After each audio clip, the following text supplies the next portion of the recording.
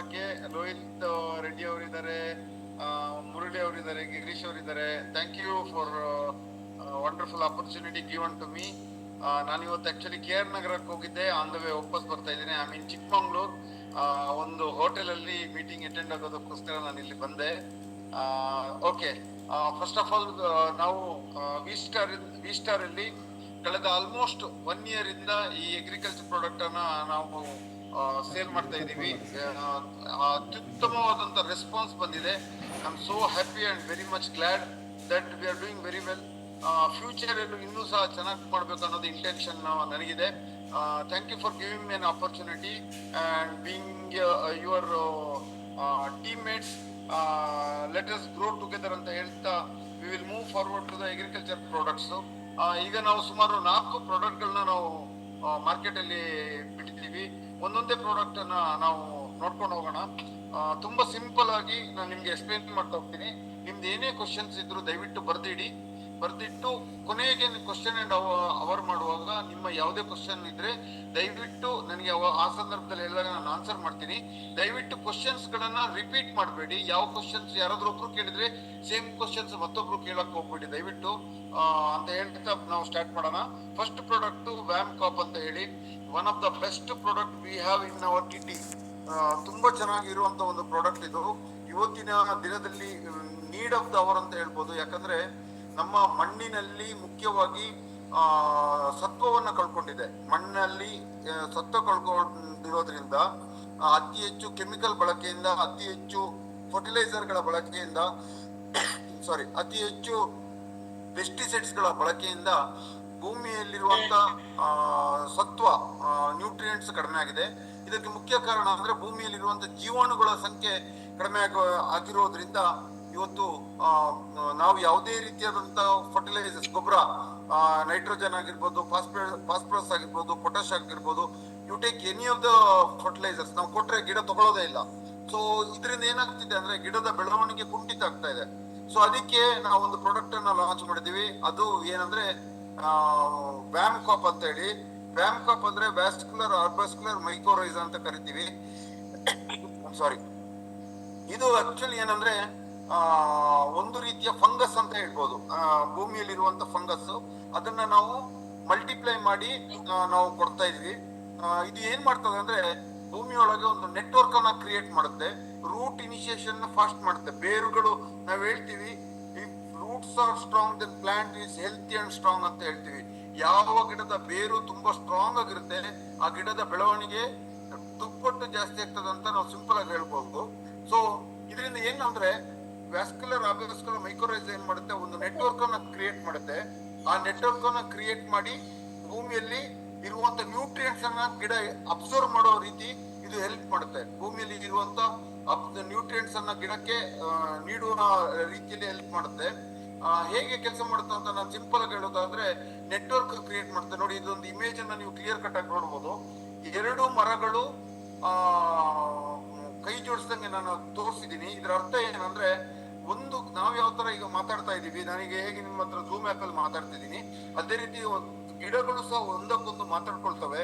ಒಂದು ಗಿಡಕ್ಕೆ ಬಂದಿರುವಂತ ಕಾಯಿಲೆ ಎಷ್ಟೋ ದೂರ, ಸುಮಾರು 200-300 ಮೀಟರ್ ದೂರ ಇರುವ ಗಿಡಗಳಿಗೂ ಗೊತ್ತಾಗುತ್ತೆ. ಈ ಮರಕ್ಕೆ, ಈ ಗಿಡಕ್ಕೆ ಇಂಥ ಜಾಗದಲ್ಲಿ ಇಂಥ ರೀತಿಯಾದಂತ ಹುಳ ಬಂದಿದೆ ಅಥವಾ ಕೊಳೆ ಬಂದಿದೆ ಅನ್ನುವಂಥದ್ದು ಗೊತ್ತಾಗುತ್ತೆ. ಅದು ಹೇಗಂದ್ರೆ, ಸಿಂಪಲ್ ಆಗಿ ಹೇಳೋದಾದ್ರೆ, ಈ ವ್ಯಾಸ್ಕ್ಯುಲರ್ ಆರ್ಬಸ್ಕ್ಯುಲರ್ ಮೈಕೋರೈಸಾ ಏನಿದೆ, ಇದು ವೈಫೈ ತರ ಕೆಲಸ ಮಾಡುತ್ತೆ. ಒಂದು ಗಿಡದಿಂದ ಮತ್ತೊಂದು ಗಿಡಕ್ಕೆ ಇನ್ಫಾರ್ಮೇಶನ್ ಕೊಡುವಂತ ಕೆಲಸ ಮಾಡುತ್ತೆ. ಅದೇ ರೀತಿ ನ್ಯೂಟ್ರಿಯೆಂಟ್ಸ್ ಅನ್ನ ಅಬ್ಸರ್ವ್ ಮಾಡಿ ಕೊಡುವ ಕೆಲಸಗಳನ್ನ ಮಾಡ್ತಾ ಇದೆ. ನೋಡಿ, ಇಲ್ಲಿ ಕಾಣ್ತಾ ಇದೆ ನಿಮ್ಗೆ, ಸಿಂಪಲ್ ಆಗಿ ತೋರಿಸ್ತಿದ್ದೀನಿ. 2 ಮರಗಳ ಮಧ್ಯದಲ್ಲಿ ಇರುವಂತ ವೈಟ್ ಪ್ಯಾಚಸ್ ಏನಿದೆ ಅದೇ ಮೈಕೋರೈಸಾ. ನಾವು ಇದನ್ನ ವ್ಯಾಮ್ಕಾಪ್ ಎನ್ನುವಂತ ಹೆಸರಲ್ಲಿ ಮಾಡ್ತಾ ಇದೀವಿ. ಇದ್ರೆ ಏನ್ ಹೆಲ್ಪ್ ಆಗುತ್ತೆ ಅಂದ್ರೆ, ರೂಟ್ ಇನಿಷಿಯೇಷನ್ ತುಂಬಾ ಫಾಸ್ಟ್ ಅಂಡ್ ವಿಗರಸ್ ಆಗುತ್ತೆ. ರೂಟ್ ಝೋನ್ಸ್ ತುಂಬಾ ಸ್ಟ್ರಾಂಗ್ ಆಗಿ ಬೆಳೀತದೆ. ಗಿಡದಲ್ಲಿ 3 ರೀತಿಯ ಬೇರುಗಳಿದೆ. ಒಂದು ಪ್ರೈಮರಿ ರೂಟು, ಸೆಕೆಂಡರಿ ರೂಟು ಹಾಗೂ tertiary root and finally feeder root ಅಂತ ಕರಿತೀವಿ. 4 ತರ ಇದೆ. ಅದರಲ್ಲಿ ಪ್ರೈಮರಿ ರೂಟ್ ಅಂದ್ರೆ ತಾಯಿ ಬೇರು ಅಂತ ಕರಿತೀವಿ. ಸೆಕೆಂಡರಿ ರೂಟು, ಟರ್ಷಿಯರಿ ರೂಟ್ ಅಂದ್ರೆ ಆ ಗಿಡದಿಂದ ಬರುವಂತ ಬೇರುಗಳು. ಅದ್ರ ಜೊತೆಗೆ ಫೀಡರ್ ರೂಟ್ ಅಂತ ಕರಿತೀವಿ, ಅಂದ್ರೆ ವೈಟ್ ರೂಟ್ಸ್ ಅಂತ ಕರೀತಾರೆ ಇಂಗ್ಲಿಷ್ ಅಲ್ಲಿ. ಸೊ ಇದ್ರ ಕೆಲಸ ಏನಂದ್ರೆ, ಭೂಮಿಯಲ್ಲಿರುವಂತ ನ್ಯೂಟ್ರಿಯೆಂಟ್ಸ್ ಅನ್ನ ಗಿಡಕ್ಕೆ ಸಪ್ಲೈ ಮಾಡುವಂತ ಮಹತ್ತರವಾದಂತ ಕೆಲಸ ಈ ಬೇರು ಮಾಡುತ್ತೆ. Primary root, secondary root, tertiary root ಯಾವ ಕಾರಣಕ್ಕೂ ನ್ಯೂಟ್ರಿಯೆಂಟ್ಸ್ ಅನ್ನ ಭೂಮಿಯಿಂದ ಗಿಡಕ್ಕೆ ತಗೊಂಡು ಕೊಡೋದಿಲ್ಲ. ಇದ್ರ ಕೆಲಸ ಏನಂದ್ರೆ ಗಿಡವನ್ನ ಭೂಮಿಯಲ್ಲಿ ತುಂಬಾ ಸ್ಟ್ರಾಂಗ್ ಆಗಿ ನಿಲ್ಸೋ ಅಂತ ಕೆಲಸವನ್ನ ಮಾಡುತ್ತಿದ್ದು. ಫೀಡರ್ ರೂಟ್ ಅನ್ನುವಂಥದ್ದು ಏನಿದೆ, ವೈಟ್ ರೂಟ್ಸ್ ಏನಿದೆ, ತುಂಬಾ ಈ ಕೂದಲು ತರ ಇದೆ. ನಿಮ್ಗೆ ವೈಟ್ ಇಲ್ಲಿ ಕಾಣ್ಬೋದು, ಪ್ಯಾಚಸ್ ನೋಡಿ ಈ ತರ ಇದೆಯಲ್ಲ, ಇದೆಲ್ಲ ವೈಟ್ ರೂಟ್ಸ್ ಗಳು. ಸೊ ಈ ವೈಟ್ ರೂಟ್ಸ್ ಏನಿದೆ, ಈ ವೈಟ್ ರೂಟ್ಸ್ ನ ಸಂಖ್ಯೆ ಜಾಸ್ತಿ ಮಾಡುತ್ತೆ. ಅದ್ರ ಜೊತೆಗೆ ಈ ವೈಟ್ ರೂಟ್ಸ್ ಗಳ ಜೊತೆ ನೀವು ಕಾಣ್ತಾ ಇರ್ಬೋದು, ಈ ಪ್ಯಾಚಸ್ ನಾನು ತೋರಿಸ್ತಿದ್ದೀನಿ, ಇದೇ ಮೈಕ್ರೋರೈಸಾ. ಸೊ ಒಂದು ರೂಟ್ ಇಂದ ಮತ್ತೊಂದು ರೂಟಿಗೆ ಎಲ್ಲಾ ಕಡೆಯಲ್ಲೂ ನೆಟ್ವರ್ಕ್ ತರ ಕೆಲಸ ಮಾಡ್ತಾ ಇದೆ. ಸೊ ಇದು ವ್ಯಾಸ್ಕ್ಯುಲರ್ ಆರ್ಬಸ್ಕ್ಯುಲರ್ ಮೈಕ್ರೋರೈಸಾ ಸ್ನೇಹಿತರೆ. ಸೊ ಇದರಿಂದ ಏನಾಗುತ್ತಂದ್ರೆ ನೀರಿನಲ್ಲಿ ಭೂಮಿಯಲ್ಲಿ ನೀರನ್ನ ಹಿಡಿದಿಟ್ಟುಕೊಳ್ಳುವಂತ ಶಕ್ತಿ ಜಾಸ್ತಿ ಆಗ್ತದೆ. ನೀರು ಯಾವಾಗ ಹಿಡಿದಿಟ್ಕೊಳ್ಳುವಂತ ಶಕ್ತಿ ಜಾಸ್ತಿ ಆಗ್ತದೆ ಅಂದ್ರೆ ಭೂಮಿ ಮೆದುವಾದಾಗ. ಭೂಮಿ ಮೆದು ಯಾವಾಗ ಆಗ್ತದೆ ಅಂದ್ರೆ ಭೂಮಿಯಲ್ಲಿ ನ್ಯೂಟ್ರಿಯನ್ ಕಂಟೆಂಟ್ ಗಿಡ ಅಬ್ಸರ್ವ್ ಮಾಡಿ ರೂಟ್ ಝೋನ್ಸ್ ತುಂಬಾ ಚೆನ್ನಾಗಿದ್ದು, ಸಾಯಿಲ್ ಅಲ್ಲಿ ಮಣ್ಣಿನಲ್ಲಿ pH ಅಂಶ ಅಂತ ಹೇಳ್ತೀವಿ, ಹುಳಿ ಅಂಶ ಏನಿದೆ ಅದನ್ನ ಬ್ಯಾಲೆನ್ಸ್ ಮಾಡಿದಾಗ ಮಾತ್ರ ಆ ತರ ಆಗ್ತದೆ. ನಿಮ್ಗೆ ಗೊತ್ತಿರ್ಬೋದು, ನಮ್ಮ ಪೂರ್ವಜರು, ನಮ್ಮ ಅಜ್ಜಂದ್ರೆಲ್ಲ, ನಾವೆಲ್ಲ ಮೊದಲು ಕೃಷಿ ಮಾಡುವಾಗೆಲ್ಲ ಹೇಳ್ತಾ ಇದ್ರು, ಭೂಮಿಯ ಮಣ್ಣು ಯಾವಾಗ್ಲೂ ಸಹ ಸ್ಪಂಜ್ ತರ ಇರಬೇಕು ಅಂತ ಹೇಳ್ತಿದ್ರು. ಆದ್ರೆ ಇತ್ತೀಚಿನ ದಿನಗಳಲ್ಲಿ ಅದು ಒಂಥರ ಕಾಂಕ್ರೀಟ್ ತರ ಆಗೋಗಿದೆ. ಮುಖ್ಯ ಕಾರಣ ಏನಂತ ಆದ್ರೆ ನಾವು ಇತ್ತೀಚಿನ ದಿನಗಳಲ್ಲಿ ಬಳಸುವಂತ ಅತಿಯಾದಂತ ಕೆಮಿಕಲ್ ಬಳಕೆಯಿಂದ ಭೂಮಿಯ ಒಂದು ಸತ್ವ, ಆ ಭೂಮಿಯಲ್ಲಿರುವಂತ ಒಂದು ನ್ಯೂಟ್ರಿಯೆಂಟ್ಸ್ ಅನ್ನ ಕಳ್ಕೊಳ್ಳೋದ್ರಿಂದ ಭೂಮಿ ಒಂಥರ ಕಾಂಕ್ರೀಟ್ ತರ ಆಗಿದೆ.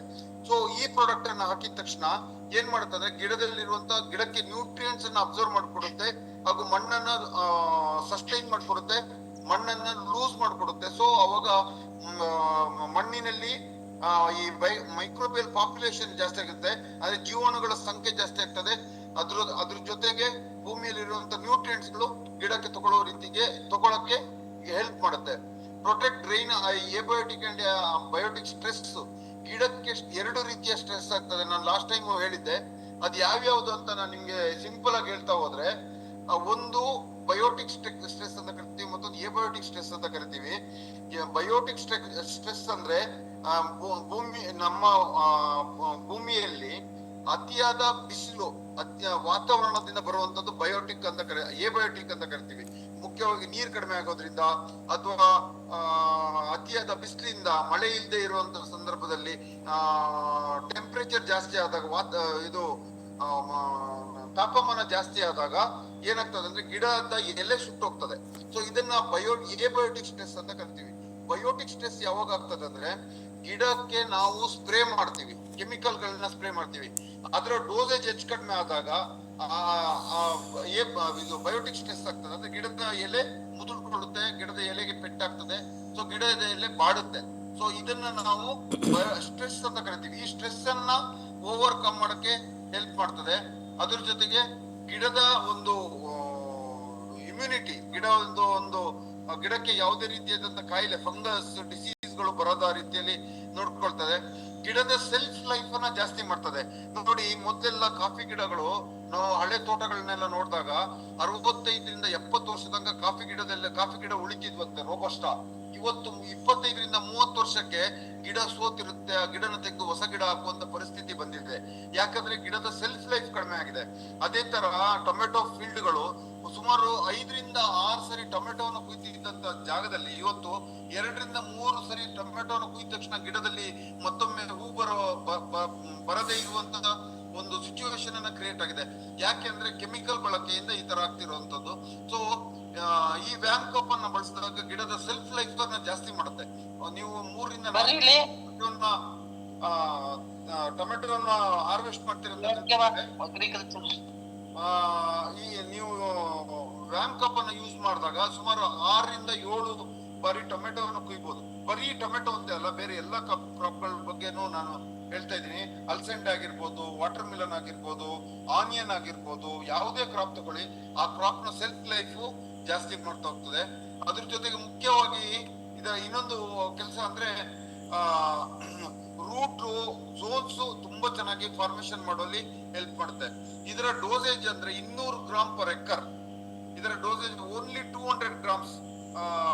ನಾವು ಕೊಡ್ತಿರುವಂತದ್ದು ಈಗ 100 ಗ್ರಾಮು.